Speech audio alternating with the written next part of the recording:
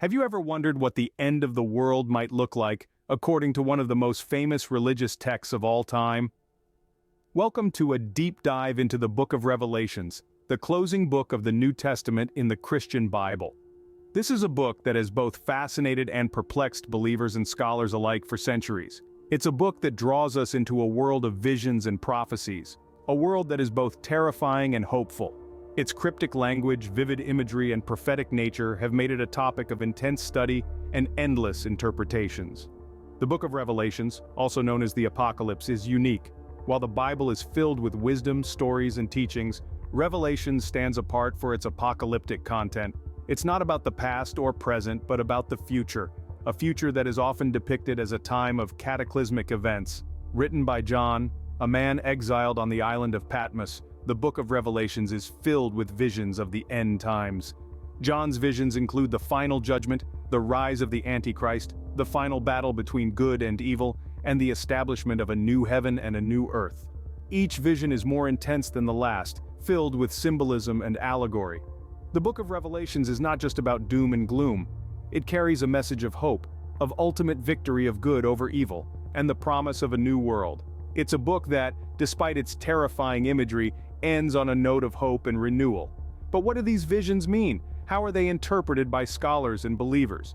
And why does this book hold such a significant place in the Christian faith?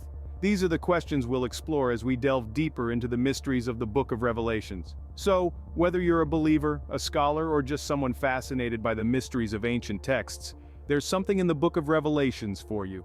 Join us on this journey as we delve into the mysteries and prophecies of the Book of Revelations. Our journey begins with John, on the island of Patmos, receiving a divine revelation.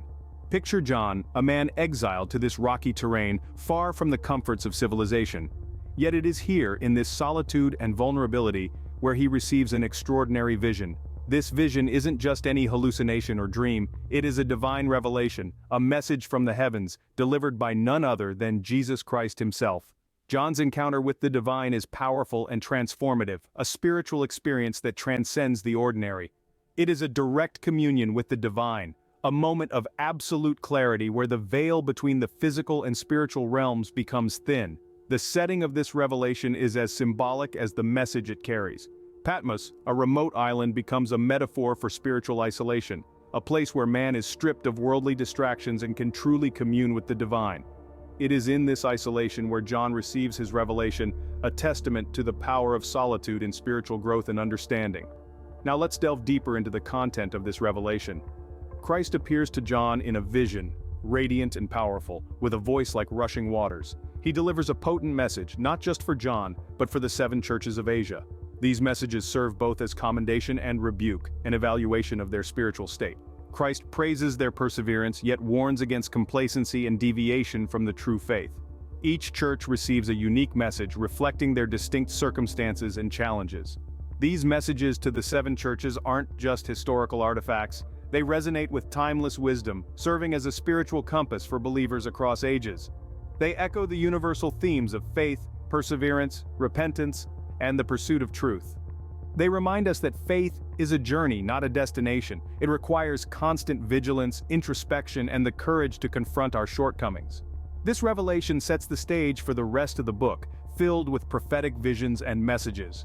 It sets in motion a narrative that unfolds with profound symbolism, apocalyptic prophecies, and profound spiritual teachings.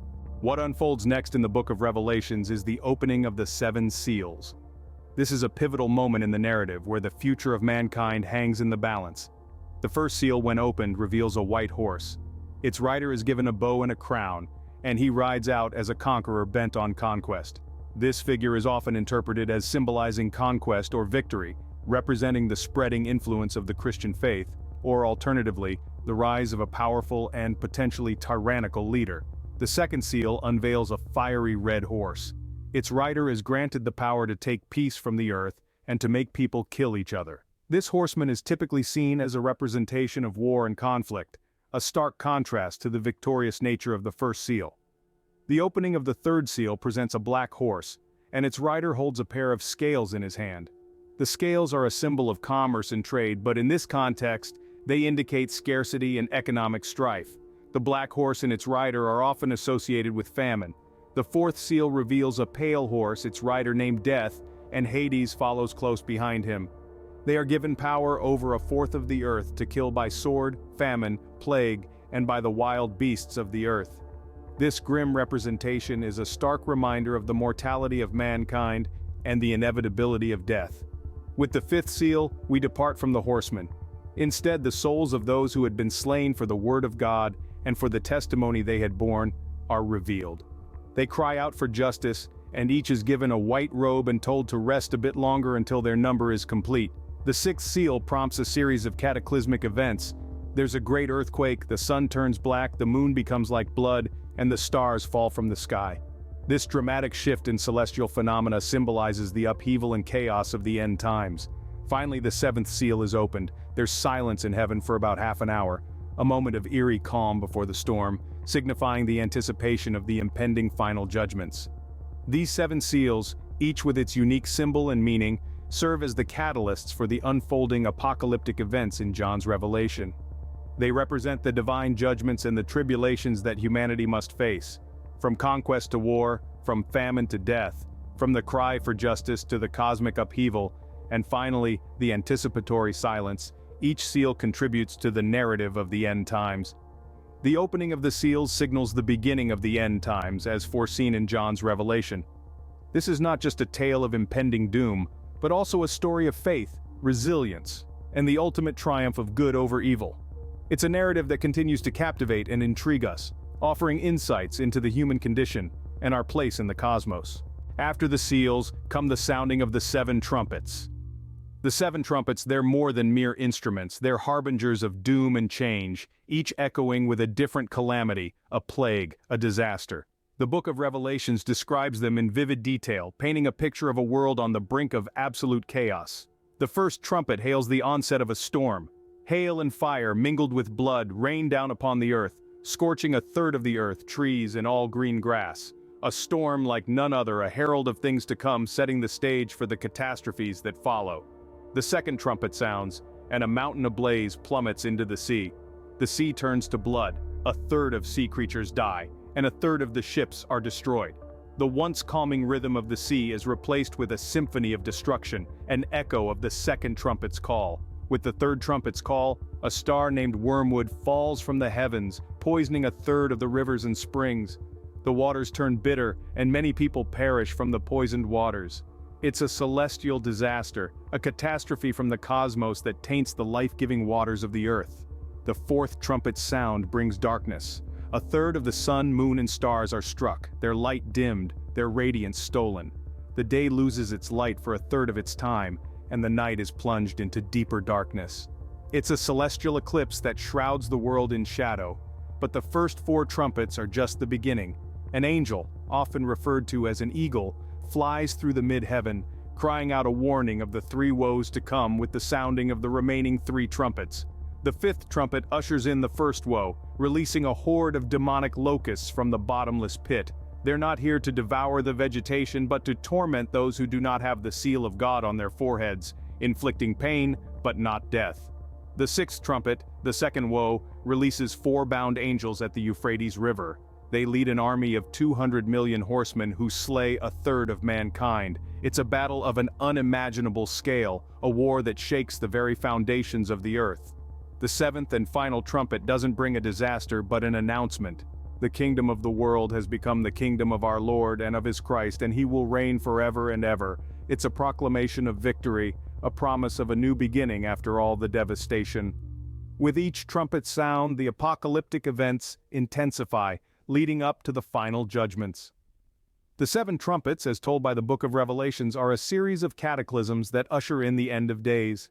But remember, they're not just a tale of destruction but also a story of hope, a promise of a new beginning after the end. The final series of judgments come in the form of seven bowls. As the narrative unfolds, seven angels are each given a bowl filled with God's wrath. These bowls, when poured out, unleash a series of catastrophic events that signal the impending end of the world. The first bowl is poured out, causing painful and ugly sores to break out on the people who had the mark of the beast and worshipped its image. It's a stark reminder of the physical torment that sin can bring. When the second bowl is poured out, the sea turns into blood, and every living thing in the sea dies. The third bowl follows suit, turning all rivers and springs into blood. This is not just a physical catastrophe, but it also symbolizes the life source of the earth being polluted by sin. With the fourth bowl, the sun becomes a source of scorching heat, bringing unbearable suffering. Instead of being a source of life and light, the sun becomes an instrument of judgment. As the fifth bowl is poured out, darkness descends upon the kingdom of the beast. The darkness here is symbolic, representing the spiritual darkness that engulfs those who reject God. The sixth bowl dries up the Euphrates River, paving the way for the kings of the east. This sets the stage for the gathering of the kings of the entire world for the battle on the great day of God the Almighty, also known as Armageddon. Finally, the seventh bowl is poured into the air, and a loud voice from the temple declares, "It is done." This is followed by flashes of lightning, rumblings, peals of thunder, and a severe earthquake. Babylon the Great is remembered before God, and she is given the cup filled with the wine of God's wrath. The city is divided into three parts, and the cities of the nations fall. It's the fall of Babylon, the symbol of sinful humanity and its systems. Each of these bowls brings forth a judgment more severe than the last, escalating towards the ultimate end. They're not just arbitrary punishments, but symbolic representations of the consequences of sin and rebellion against God. The seven bowls of Revelation, like much of the apocalyptic literature, are filled with symbolism. They serve as a stark reminder of the destructive power of sin and the severity of God's wrath against it. Yet they also point towards the hope of a new world, free from sin and suffering, that awaits those who remain faithful. The pouring of the bowls signifies the climax of God's wrath and the imminent end of the world as we know it. However, the book of Revelations doesn't end in destruction, but in renewal. It's a common misconception that this final book of the Bible is all doom and gloom, but let's delve deeper into the vision of the new heaven and earth.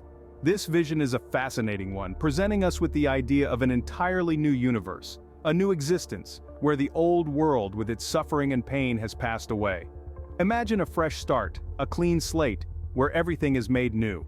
This is not a mere makeover of our current universe, but a complete rebirth, a total transformation. In the midst of this new reality, there is the final defeat of evil. All the forces that have caused pain, suffering, and destruction are finally overcome. The dragon, the beast, and the false prophet, all symbols of evil in the book of Revelations, are vanquished once and for all. It's a definitive end to the cosmic conflict that has been raging throughout the narrative. But the story doesn't end there. With the defeat of evil comes the establishment of God's kingdom. This is the moment where God's rule is fully realized, where His will is done on earth as it is in heaven. It's a world filled with peace, love, and justice, where God dwells among His people. The vision of the new heaven and earth is not just about the end of the old, but also about the beginning of the new. It's about the realization of God's ultimate plan for humanity. So, contrary to popular opinion, the book of Revelations is not all about destruction and despair. It's about renewal, about hope, about the promise of a better world. It's about the triumph of good over evil, about the establishment of a kingdom where love reigns supreme. In the end, the book of Revelation speaks of hope and redemption, even in the face of the apocalypse. And that, in essence, is the message of this enigmatic and often misunderstood book. It's not a message of fear, but of hope. Not a message of destruction, but of renewal. As with any text of this nature, the book of Revelations has been subject to various interpretations and controversies. Throughout history, the book of Revelations, also known as the Apocalypse of John, has been a rich source of speculation, debate, and even fear.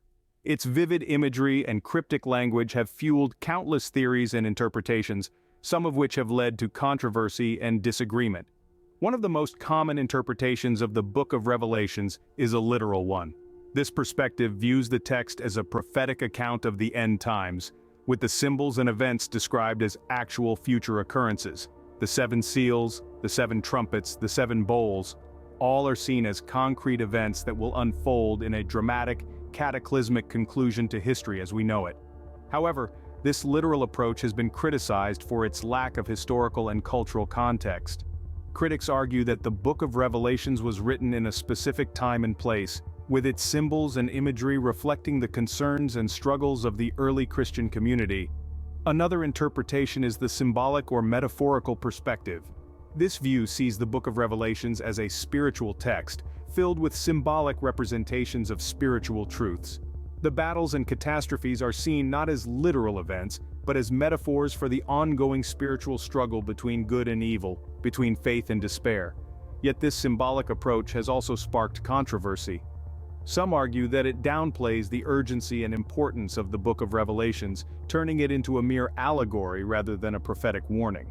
Then there's the historical interpretation, which views the Book of Revelations as a coded critique of the Roman Empire written by a Christian community under persecution. This approach sees the various beasts and catastrophes as symbols for specific historical figures and events. However, this historical perspective has been contested by those who argue that it oversimplifies the complex symbolism of the Book of Revelations, reducing it to a mere political commentary. And let's not forget the countless end-of-the-world predictions based on the Book of Revelations. Over the centuries, many have claimed to have deciphered its cryptic language, predicting specific dates for the apocalypse. Yet time and again, these predictions have proven to be incorrect, leading to disappointment and disillusionment. Indeed, the Book of Revelations is a complex, multi-layered text, filled with symbolism and mystery. Its interpretation is influenced by one's cultural, historical, and theological perspective, leading to a wide range of interpretations, each with its own strengths and weaknesses. Despite the differing views, the Book of Revelations continues to fascinate and intrigue readers, believers, and skeptics alike. Its enduring appeal lies not just in its prophetic nature but also in its rich symbolism, its powerful imagery, and its profound exploration of the eternal struggle between good and evil. So what does the Book of Revelations really tell us about the end of the world? In our journey through the last book of the Bible, we've covered a lot of ground. We've delved into the vivid and sometimes enigmatic visions of John, from the revelation that first sparked his journey, through the opening of the seven seals, the sounding of the seven trumpets, and the pouring of the seven bowls. We've explored the symbolism of these events and their implications for what could be seen as the end times. This narrative culminates in the vision of a new heaven and earth, a hope-filled picture of restoration and renewal following the trials and tribulations of the apocalypse. It's a powerful image that encapsulates the cyclical nature of destruction and rebirth, a theme that resonates across various cultures and belief systems. We've also delved into various interpretations and controversies surrounding this enigmatic book. Is it a prophecy predicting the future, an allegory reflecting the struggles of the early Christian community, or perhaps a mixture of both? These questions continue to spark debate among scholars and laypersons alike. The Book of Revelations is a complex text, filled with rich symbolism and imagery. It's a book that invites us to reflect on the nature of good and evil, the impermanence of the world as we know it, and the potential for renewal and restoration even in the face of apparent destruction. It's a book that challenges us, that makes us question our assumptions and confront our fears. It's a book that, regardless of our beliefs or backgrounds, can still speak to us, still make us think, still inspire us with its vision of a new heaven and a new earth. Whether you see it as prophecy, allegory, or something else entirely, there's no denying the profound impact of the Book of Revelations on our collective imagination of the apocalypse.